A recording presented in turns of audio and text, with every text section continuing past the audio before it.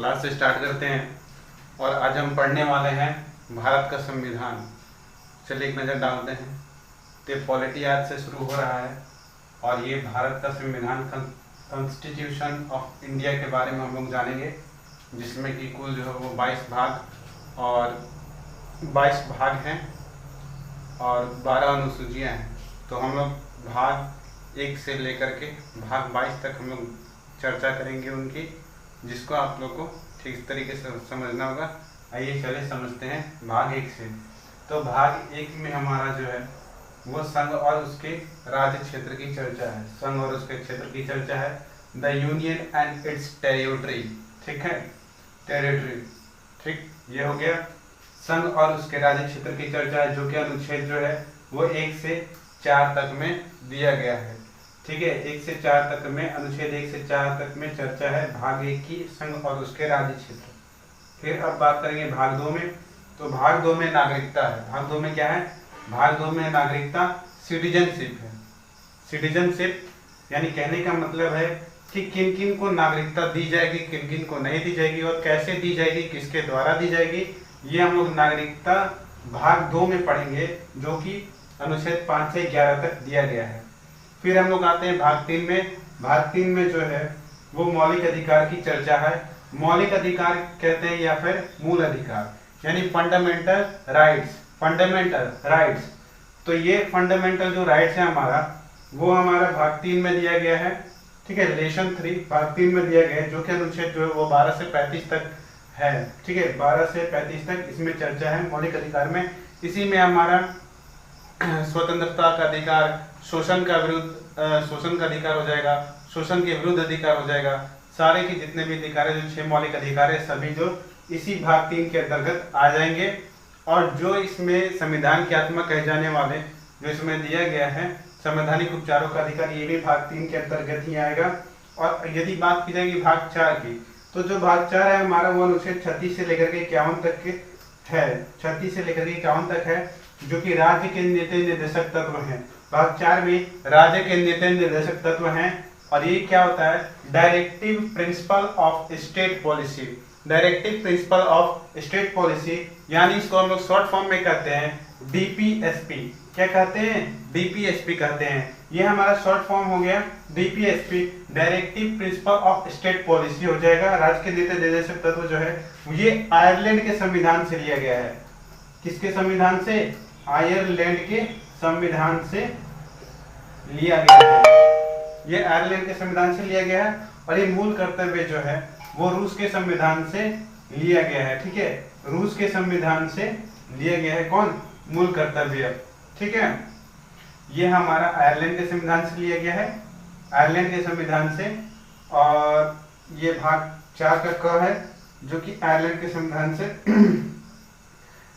नीति निर्देशक तत्व लिया गया है। और भाग 4 के क में मूल कर्तव्य जो है वो रूस के संविधान से लिए गए। ये हमारा भाग 5 है। और भाग 5 में अनुच्छेद जो है 52 से 51 तक संघ की चर्चा है। संघ की, इसमें राज्यसभा, लोकसभा सभी की चर्चा किसमें होगी? संघ में होगी। प्रधानमंत्री, राष्ट्रपति सभी संघ में आ जाएंगे। और भाग 6 के अंतर्गत 152 से लेकर के 237 तक अनुच्छेद है, ठीक है। और ये इसकी चर्चा जो है वो राज्य में है, ठीक है। स्टेट की चर्चा इसमें होगी, मुख्यमंत्री, राज्यपाल, ठीक है, विधानमंडल, सभी इसकी चर्चा जो है वो राज्य के अंतर्गत आएगी। जो हमारा भाग 7 है, तो भाग 7 में अनुच्छेद 238 है। अनुच्छेद 238 है, जो कि लिस्ट ए के राज्य हैं जो कि निरस्त हो चुके हैं। ये 1956 अधिनियम के द्वारा जो है ये निरस्त हो चुके हैं, ठीक है। 1956 का जो संशोधन हुआ था उसमें निरस्त हो चुके हैं। और जो भाग 8 है, भाग 8 के अंतर्गत हमारा 239 से लेकर के अनुच्छेद 242 तक दिया गया है। ये केंद्र शासित प्रदेश की चर्चा है, यूनियन टेरिटरी की चर्चा है, जो कि पहले जो संख्या थी वो 9 थी, लेकिन अभी जो संख्या है वो 8 है। दादरा नगर हवेली, दमन और दीव को 1 कर दिया गया है। यही केंद्र शासित प्रदेश की संख्या जो है अभी वर्तमान में 8 है। वर्तमान में कितनी है? 8 है। अगर भाग 9 की बात की जाएगी तो अनुच्छेद 243 होगा। 243 में जो है वो हमारा पंचायत की चर्चा है। वो किसके अंदर रहेगा? वो पंचायत, वो भाग 9 में आ जाएगा, ठीक है। तो ये हमारा भाग 9 है। भाग 9 के क में हमारा नगर पालिका की चर्चा है, ठीक है। नगर पालिका जो कि अनुच्छेद 243 में दिया गया है। अनुच्छेद 243 के भाग 9 के ख में दिया गया है सहकारी समितियां। सहकारी समिति की चर्चा है। और भाग 10 में हमारा अनुच्छेद 244 और 244 का क है। 244 का क है जो कि SC/ST प्रशासन है। क्या है? SC/ST प्रशासन। फिर अगर बात की जाएगी हमारा भाग 11 में, तो भाग 11 में अनुच्छेद जो है वो 245 से लेकर के 263 तक है, जो कि संघ और राज्य के बीच संबंध को दर्शा रहा है। ठीक है, संघ और राज्य के बीच जो है वो संबंध को दर्शा रहा है। और भाग 12 जो है वो 264 से लेकर के 300 तक दिया गया अनुच्छेद 264 से 300 तक विधि समिति संविदा है, यानी इसमें टैक्स की चर्चा है, कौन कितना टैक्स देगा ये हमारा भाग 12 में है। और भाग 11 में केंद्र और राज्य के बीच संबंध है। ठीक है, इसे आप अच्छे से कॉपी में नोट कर सकते हैं। ठीक है, इसे आप याद रखिएगा। ठीक, आप बिल्कुल आगे बढ़ते चलेंगे। एक और नेक्स्ट स्टेप, तो भाग 13 के अंतर्गत अनुच्छेद 301 और 307 आएंगे। और इसमें जो है भारत के अंदर व्यापार वाणिज्य कैसे चलेगा, व्यापार किस प्रकार होगा, ये इसमें चर्चा है। ठीक है, भाग 13 में। भाग 14 में जो अनुच्छेद 308 से लेकर के 323 तक होगा, जो कि संघ एवं राज्य लोक सेवा आयोग की चर्चा है। बाकी सब तो नौकरियां हैं, लेकिन केवल IAS और PCS से सभी जो है लोक सेवा आयोग जो है वही केवल नौकरी है। ठीक है, तो नौकरी जो है वो किस में आएगा, वो आ जाएगा भाग 14 में। ठीक है, जो कि अनुच्छेद 308 से लेकर के 323 तक है। और भाग 14 के क में जो है वो अनुच्छेद 323 का क से 323 का ख तक दिया गया है। अधिकरण यानी ट्रिब्यूनल्स की चर्चा है। किसकी चर्चा है? ट्रिब्यूनल्स की चर्चा है। फिर भाग 15 में अनुच्छेद जो है 324 से लेकर के 329 के ख तक दिए गए हैं। ठीक है, क तक दिया गया है, जो कि निर्वाचन आयोग की चर्चा है, जो कि 324 से 329 के बीच में है। अगर बात की जाएगी भाग 16 की, तो भाग 16 में हमारा अनुच्छेद 330 से लेकर के 342 तक दिया गया है, जो कि कुछ वर्गों के लिए विशेष आरक्षण तक के होते हैं। कुछ वर्गों के लिए विशेष आरक्षण। ठीक है, कुछ वर्गों के लिए विशेष आरक्षण।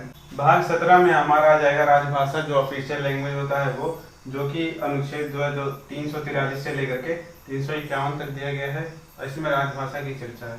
भाग 18 में हमारा अनुच्छेद 352 से लेकर के 360 तक है, जिसमें इमरजेंसी की चर्चा है। और भाग 9 में हमारा अनुच्छेद जो है वो 361 से लेकर 367 तक इसकी चर्चा है, जो कि प्रकीर्णन मिसलेनियस है। मिसलेनियस वो होता है जो कि अगर कहीं भी नहीं फिट रहा तो भाई इसी में डाल दो। क्या डाल दो? इसी में डाल दो, कुछ भी डाल दो। ये क्या है? मिसलेनियस है। नहीं समझ में आ रहा है कहाँ डालना है, क्या है? मिसलेनियस में डाल दीजिए। और भाग जो 20 है, भाग 20 में अनुच्छेद जो है 368 है, यानी इसमें संविधान संशोधन की चर्चा है। सबको यही सताता है 368 संविधान संशोधन। इसीलिए जो भी पार्टी हमारी सरकार जो चुने जाते हैं उनको ये संविधान संशोधन 368 का ही खतरा होता है। ठीक है, इसके बारे में लोग आगे डिटेल से जानेंगे, लेकिन अभी तक के लिए आप केवल इतना जानिए कि भाग 20 में 368 अनुच्छेद है, जिसमें संविधान संशोधन की चर्चा है। भाग 21 में हमारा ये है, भाग 21 में अस्थायी संक्रमणकालीन विशेष प्रावधान है, जो बंद होता है, जो कि लगभग फिक्स नहीं होता है। ठीक है, ये क्या होता है? ये टेम्पोररी होता है। ये टेम्पोररी होता है, जो कि अनुच्छेद जो है 369 से लेकर के 392 तक दिया गया है, अस्थायी संक्रमणकालीन विशेष उपबंध। फिर उसके बाद आता है भाग 22। भाग 22 में क्या होता है? भाग 22 में हमारा इसका संक्षिप्त नाम प्रारंभ, हिंदी में प्राधिकृत पाठ और निरसन। यानी कहने का मतलब है कि ये जो संविधान जो बना हुआ है, हमारा संविधान इंडिया का जो भारत का संविधान है, इसका क्या नाम रहेगा? ये क्या है? एक अधिनियम है, एक ग्रंथ है कि क्या है? तो ये क्या है? एक संविधान है, एक कॉन्स्टिट्यूशन है।